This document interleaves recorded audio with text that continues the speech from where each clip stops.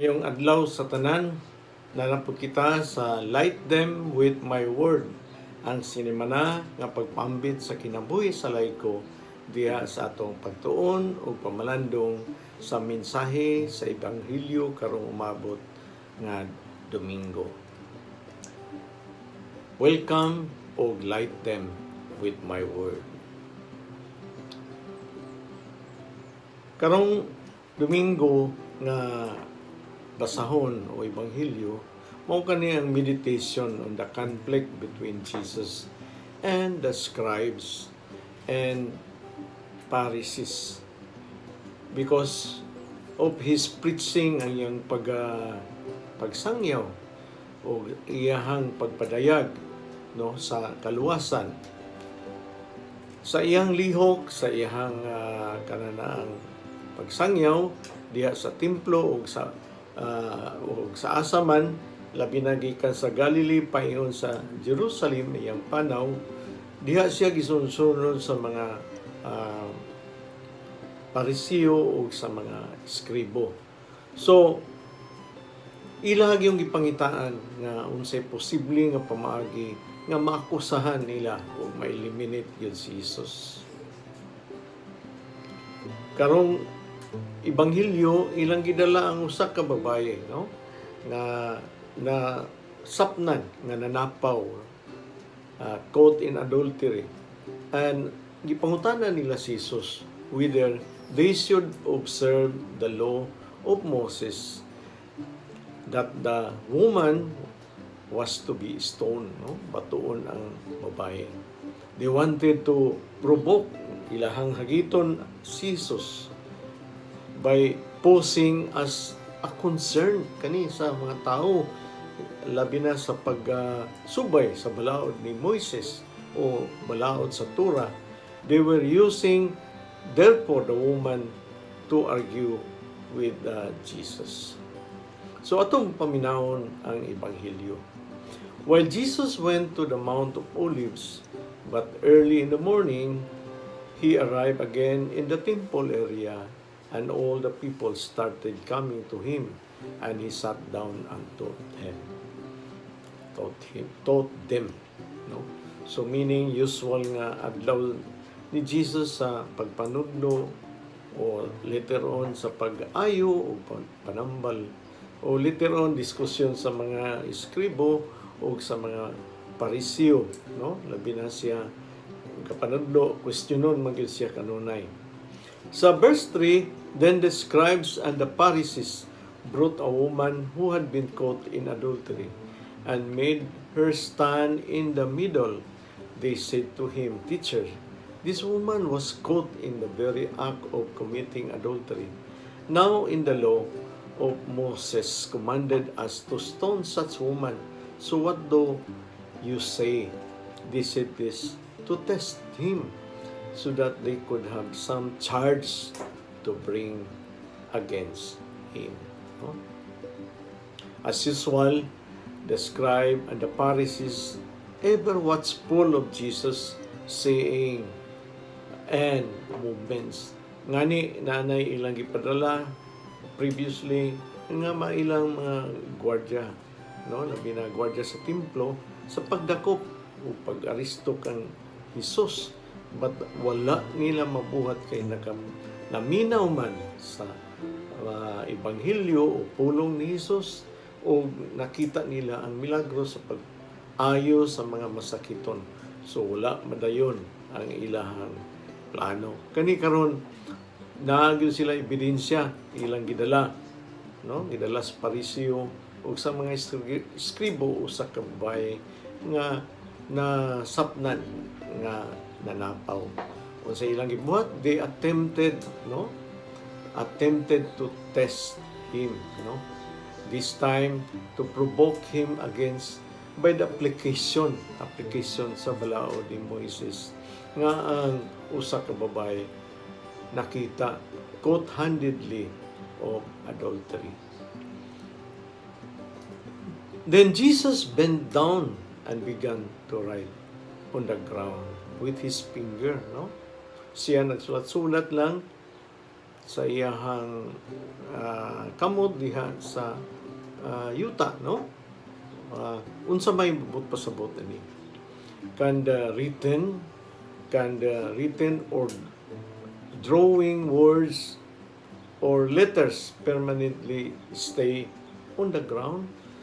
Ang kanana ang gisulat ba nimo diha sa ground, diha sa yuta, permanente ba kani nga mulungtad ba kani diha sa yuta, no? Kung imo isulat di gani kasabtan. So this is like writing in the wind, no? Di gyud kung ano sa may pasabot ka dinhi ni Jesus.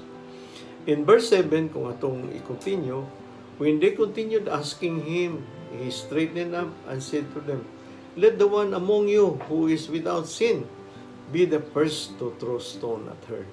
Again, he bent down ug iyang gipadayon ang iyang pagsulat-sulat diya sa ground. We are all at the mercy of God. We are all sinners, and we are about to be redeemed by Jesus, no? Kani usay konsiderar, no? Nga ang Pariseo and scribes are provoking, no? Are challenging by demanding unsa bay application sa balaod ni Moises ang usa ka babae nga nasapnan nga nanapaw. Unsaon ba kaninimo, no? Ipangutana nila si Jesus kay ang ilahang tuyo nga mabitik si Jesus o siya mismo ma-charge nila nga wala magsunod sa balaod. It is the law of the Torah that Jesus even taught at the Sermon on the Mount. Jesus wants to apply with the love and mercy of God, because without which there is no law. So, he wrote down again, perhaps siya nagsulat-sulat diya sa ground, diya sa yuta, without knowing them, nga ilaha siguro mga pangalan, kinsa man yung ga-accuse sa babae, akong ipangsulat diri sa yuta, no? So, yung mga accusers sa babae, he left the matter to its accuser, to their conscience. Mo nang gahilom siya, no? Of course, dili la kasabot nga the time ang iyang pagsaluwas sa katawan sa tanan. Because ato mga kasalanan, kinsa man kita mohukom sa kababae. Kinsa man ang Pariseo, ang mga eskribo nga mohukom sa mga babae. Nga ilang i-justify diha kang Hesus nga dili man na mao ang mission ni Hesus. Ang kaluoy man sa ato ang mga kasalanan. Usa na niya na ang katungtuang babae nga na sapnan nga nanapaw, no? Or mga eskribo o mga Pariseo o mga katawhan, mao na ang reason sa Ginoo nganong si Jesus gipadala sa ato ang Ginoo para pagluwas sa ato ang mga kasalanan. Mao kaning meaning, perhaps mao ning meaning anong nagsulat-sulat siya diha sa yuta, no? The meaning of the mercy of God gipakita niya nga unsa ba kamo? Forget it, no? Kalimti kamo mga hypocrite, magpakaron ingnon nga kanang maayo na gayud kamo mo manang gipa si atab sa mga Pariseo o mga kanang eskribo nga mga maayo na gyud sila kay kasunod sila sa balaod, but wala diha ang mercy sa Ginoo, wala diha ang gugma sa Ginoo. Mga hypocrite, mga tigparon ingnon, no? Muna na ang Ginoo, ako gipadala isip ko sa kamisaya para pagtubos kaninyo niining mga kasalanan, no? The Pharisees and the scribe is very clear sa ilahang intention manggod to provoke bikton ang ato Ginoo para siya mahukman nga wala magsunod sa balaod. Dili ba gibag-o na ang balaod ni Hesus diha sa bag-ong kasulatan? Magsumikad diha sa iyang pagkamatay diha sa krus, pagtubos kanato o paglansang pagkamatay sa krus o pagkabanhaw. Dili ba kini mao mga kasalanan? Usa kani sa ato ang pagtubos ni Kristo kanato. Kinsa man ang Pariseo o mga eskribo, mo'y muhukom nini o gamiton pa nila ang babae, gamiton pa nila ang balaod ni Moises para si Jesus mo batok nini. Dili man batukan ni Jesus ang balaod ni Moises, no? Kaya ang balaod ni Moises iha manggi sunod, no? Diya sa Sermon of the Mount, iya manggi sunod, iyang gipaklaro, iyang gitudlo, no? Isa ang balaod ni Moises mao ang Torah, akong gitudlo kaninyo diha sa Sermon of the Mount, ingon siya, blessed are the poor in spirit, for they will see the kingdom of God, no? Happy are those people. Kani sila, nakita ba nila ang gingharian sa Ginoo? Wala, no? Ang eskribo o Pariseo, wala nila makita ang mercy sa Ginoo, mao ang gingharian sa Ginoo sa ato ang kaluwasan. Wala nila makita. Oh? Muna na ang ilang gamiton si Jesus, no? Pinolitiko nga mga paagi sa ilahang pagtuo, dili man pwede niya na, no? Unsa man ilang gihuptan, naghupot sila sa gahom, naghupot sila sa ilahang posisyon, dili posisyon sa pagserbisyo ang ilahang gihuptan aron maangkon ang kaluwasan sa mga katawhan sa Israel. Dili di ay gahom ilang gihuptan, no? Usa na kana ang pagpanguwarta, no? And in response, they went away one by one, beginning with the elders.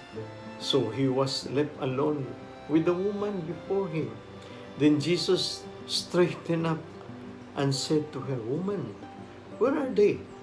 Has no one condemned you? She said in reply, No one, sir. Then Jesus said, Neither do I condemn you.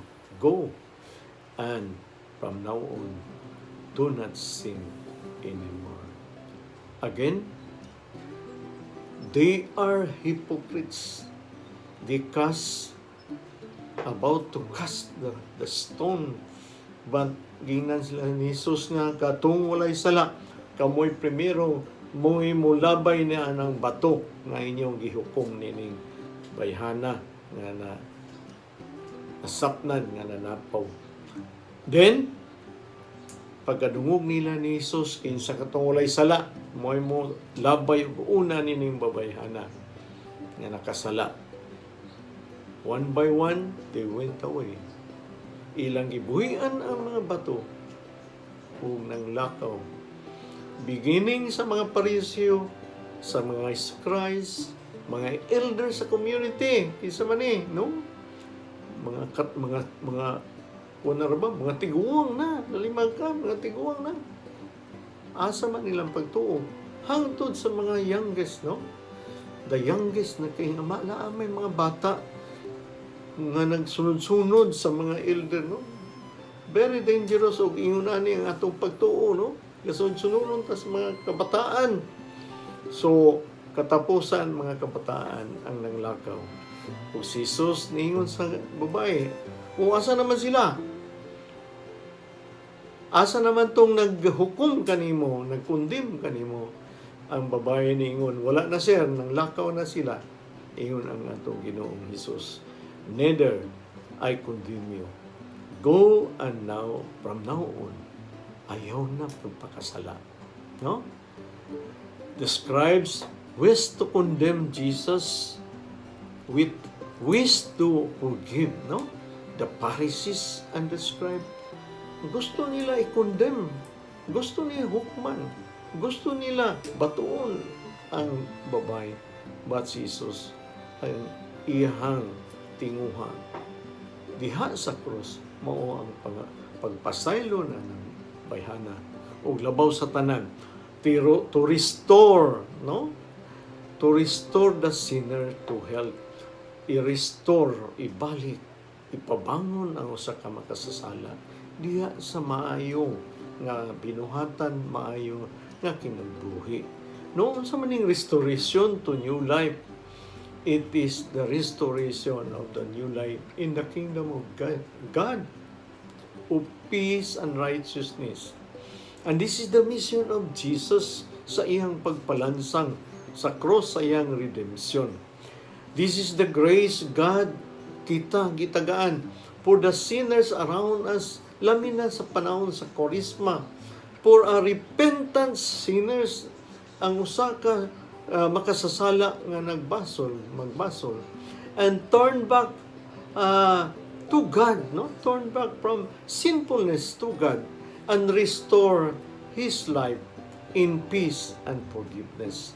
This is the message of Lent, ang mensahe sa Kwaresma. Therefore, we are called for the sinners around us this Lent. Pag-ampo sa grasya, nga kita sensitibo gayod, nga makita nato atong kaugalingon, ug unsaon nato pag-atiman, nining mga nangapapag, nga mga adulteros, nga mga katawhan sa Ginoo.